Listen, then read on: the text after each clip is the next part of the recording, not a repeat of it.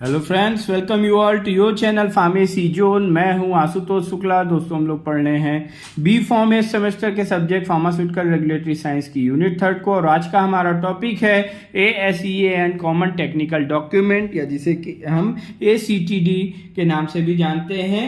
तो आज का हमारा टॉपिक है ASEAN common technical document research. तो आइए आज शुरू करते हैं आज के अपना टॉपिक। और शुरू करने से पहले अगर अभी तक आपने चैनल को सब्सक्राइब नहीं किया है तो जल्द से जल्द चैनल को सब्सक्राइब कर ले। तो दोस्तों, जैसा कि ये जो आज का हमारा टॉपिक है, यहाँ पे ये है एक ये टॉपिक में हमारे कॉमन टेक्निकल डॉक्यूमेंट है। और कॉमन टेक्निकल डॉक्यूमेंट्स क्या होते हैं इसके बारे में हम लोग ने पढ़ा है। ये आपके यूनिट 3 का ही एक टॉपिक है CTD, जहाँ पे हम लोग कॉमन टेक्निकल डॉक्यूमेंट के बारे में पढ़ते हैं कि किस तरीके से हम किसी भी ड्रग के अप्रूवल के लिए या और भी किसी तरीके के रजिस्ट्रेशन प्रोसेस के लिए जो हम एप्लीकेशन फॉर्म सबमिट करते हैं, उस एप्लीकेशन फॉर्म को किस तरीके से हम एक डोजियर में एक टेक्निकली अरेंज करते हैं, उसे ही कहा जाता है कॉमन टेक्निकल डॉक्यूमेंट। आज के इस टॉपिक में जो नया है हमारा वो ये है कि ASEAN ये क्या होता है। तो सबसे पहले इसके बारे में हम समझ लेते हैं, देन हम फिर इसको समझेंगे कि ACTD यानी ASEAN common technical document research क्या होती है। ASEAN एक हमारी क्या है, एक है रेगुलेटरी अथॉरिटी, एक ये रेगुलेटरी एजेंसी है जो कि हम अगर इंटरनेशनल रेगुलेटरी अथॉरिटी इसको कह सकते हैं, जिसका फुल फॉर्म है association of south east Asian Nations. Its association of south east Asian Nations, जिसका गठन जो इस्टेब्लिशमेंट हुआ इसका 1967 बैंकॉक में हुआ। 1967 बैंकॉक में हुआ इसका इस्टेब्लिशमेंट, और वो 8 अगस्त 1967 में हुआ।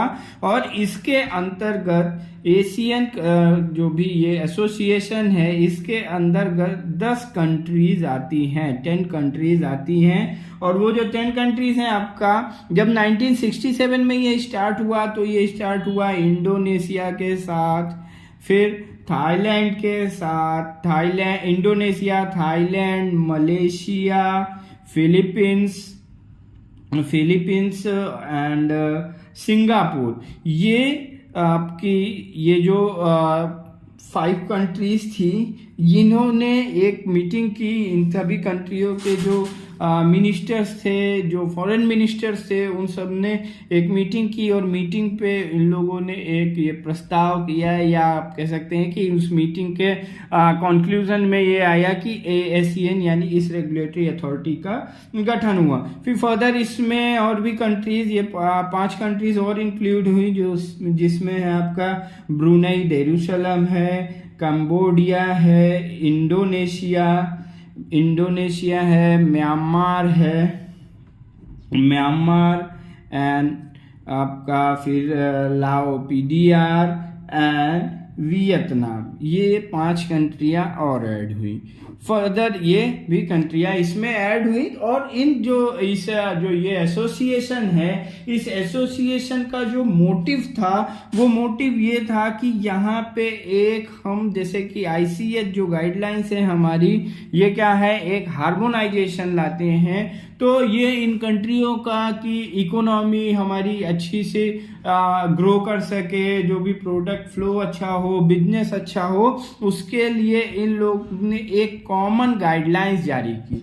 सो ASEAN कॉमन टेक्निकल डॉक्यूमेंट ये एक तरीके की हमारी क्या है, एक गाइडलाइन, ये एक गाइडलाइन है। और गाइडलाइन किसका, इन 10 एशियन जो ये गाइडलाइंस है इस एसोसिएशन की, यानी association of south east Asian Nations की, ये जो गाइडलाइंस है, इट्स अ एग्रीड डॉक्यूमेंट। या एग्रीड डॉक्यूमेंट का मतलब कि ये जो 10 कंट्रियां हैं, अगर आपको इन 10 कंट्रीज में अपना बिजनेस करना है, आप कोई नया फार्मास्यूटिकल प्रोडक्ट या कोई बायोलॉजिक्स प्रोडक्ट लाना चाहते हैं, देन आपको इस टेक्निकल डॉक्यूमेंट या इस फॉर्मेट सिस्टम को फॉलो करना होगा। और ये गाइडलाइंस जिसमें कि ये एक फॉर्मेट प्रोवाइड करते हैं, फॉर्मेट ऑफ डॉक्यूमेंटेशन, और जिसको हम जो डॉक्यूमेंटेशन फॉर्मेट है ये एक well structured common technical dossier है जो कि सबमिट किया जाता है, यहाँ पे सबमिट किया जाता है रेगुलेटरी अथॉरिटीज को। और जो रेगुलेटरी अथॉरिटीज होंगी वो कौन सी होंगी, वो ASEAN की रेगुलेटरी अथॉरिटीज होंगी। मतलब इन कंट्रीज के अंतर्गत आने वाली, एशियन के अंतर्गत आने वाली कंट्रीज की जो रेगुलेटरी अथॉरिटीज होंगी वो फर्दर आपके सबमिशन को एग्जामिन करेंगे। वो आपका जो सबमिशन हो सकता है वो फार्मास्यूटिकल से रिलेटेड हो सकता है एंड बायोलॉजिक्स से रिलेटेड हो सकता है आपका सबमिशन।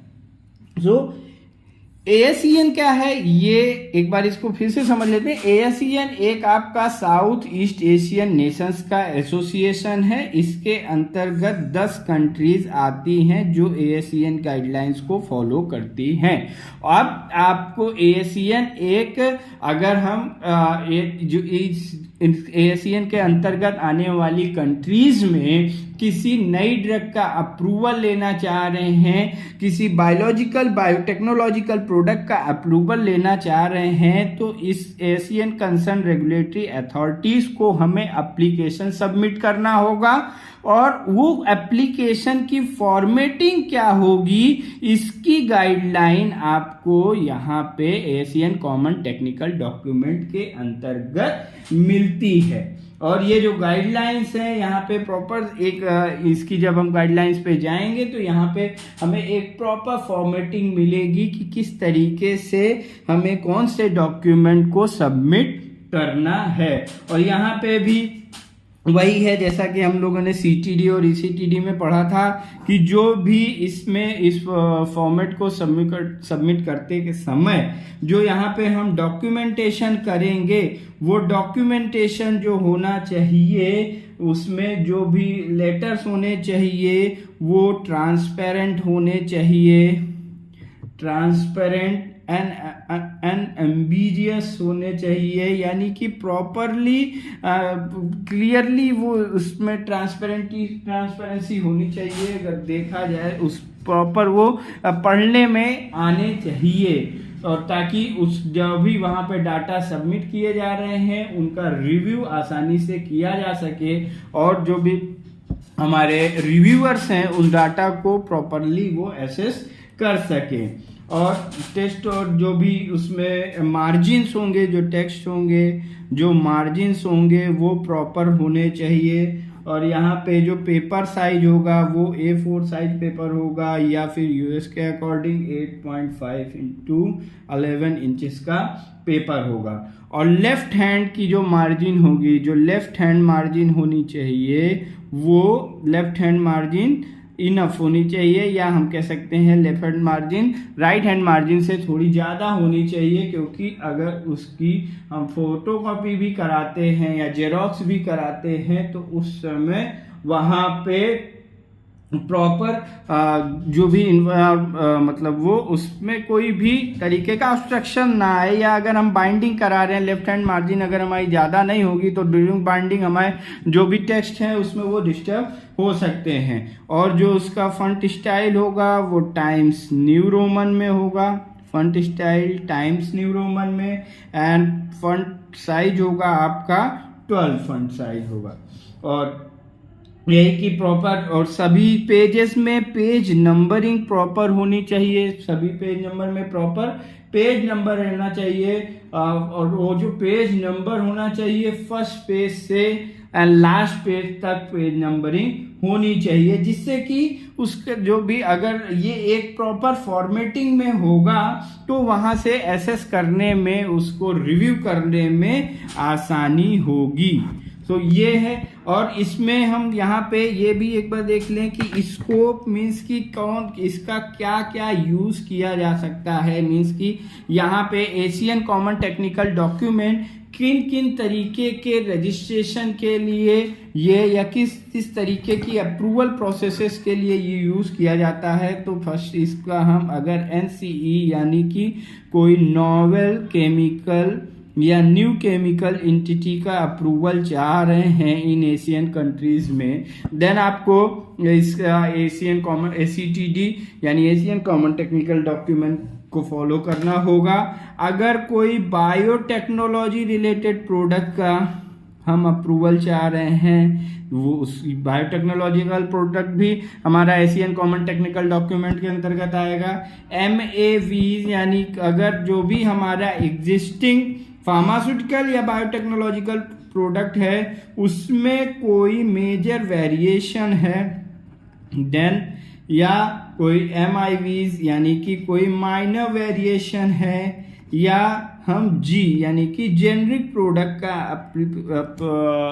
अप्रूवल चाहते हैं, जेनरिक प्रोडक्ट का रजिस्ट्रेशन कराना चाहते हैं, देन हमें एशियन कॉमन टेक्निकल डॉक्यूमेंट्स को फॉलो करना होगा। और यहाँ पे जो इसका पार्ट्स देख लेते हैं कि ये कितने पार्ट्स में होता है। तो यहाँ पे मेन जो है वो 4 पार्ट्स होते हैं। पहला है आपका होगा पार्ट 1 जो common technical document of Asian होगा। ये 4 पार्ट्स में डिवाइडेड होगा। पहला होगा पार्ट 1 जिसमें होंगे टेबल ऑफ कंटेंट।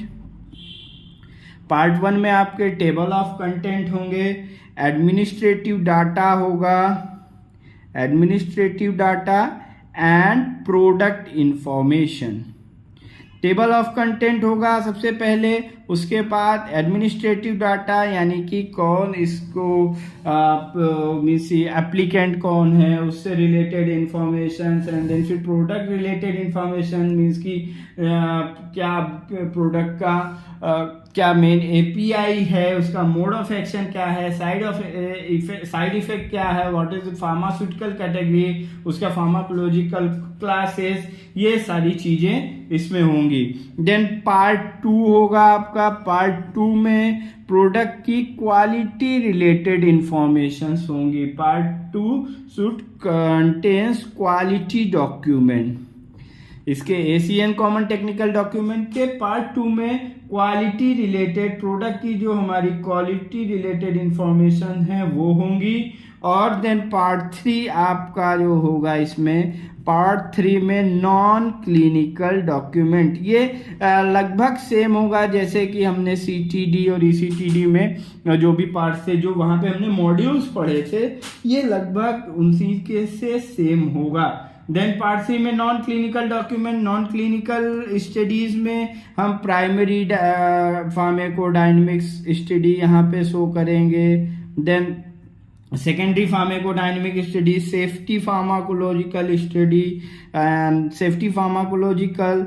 देन आप ADME की रिपोर्ट यहाँ पे सबमिट करेंगे, फार्माकोकाइनेटिक इंट्रैक्शन शो करेंगे। Then single dose toxicity, repeat dose toxicity, carcinogenicity, genotoxicity और अदर जो टॉक्सिकोलॉजिकल स्टडीज हैं उनकी रिपोर्ट्स हम यहाँ पे पार्ट 3 में सबमिट करेंगे। देन आपका आ जाएगा पार्ट 4। पार्ट 4 में यहाँ पे क्लिनिकल डॉक्यूमेंट्स यानी क्लिनिकल इंफॉर्मेशन सबमिट करी जाएंगी। क्लिनिकल इंफॉर्मेशंस में यहाँ पे भी अलग अलग सेक्शंस होंगे। टोटल A से लेके F तक सेक्शंस होंगे, A to F यानी कि टोटल आपके इसमें 6 सेक्शंस होंगे। पहला होगा table of content, clinical overview, clinical summary. Clinical summary में आप के biopharmaceutical information, clinical pharmacology study, clinical efficacy, clinical safety and synopsis of individual studies. Then section D में आपका जो भी क्लिनिकल स्टडी है उनकी टेबुलर डाटा, सेक्शन ई में clinical study report and section F में लास्ट ऑफ जो भी हमने लिटरेचर लिया है उसके रेफरेंसेस होंगे। यानी कि जो एशियन कॉमन टेक्निकल डॉक्यूमेंट है ये 4 पार्ट्स में होगा और इन पार्ट्स के अलग अलग फिर सेक्शंस होंगे। तो दोस्तों ये था आज का हमारा topic Asian common technical document. I hope कि आपको ये टॉपिक समझ में आया होगा। इस टॉपिक से रिलेटेड कोई भी क्वेरी हो तो आप कमेंट बॉक्स में ड्रॉप कर सकते हैं एंड टॉपिक के पीडीएफ नोट को आप डिस्क्रिप्शन बॉक्स में दिए हुए लिंक से डाउनलोड कर सकते हैं। Thank you very much.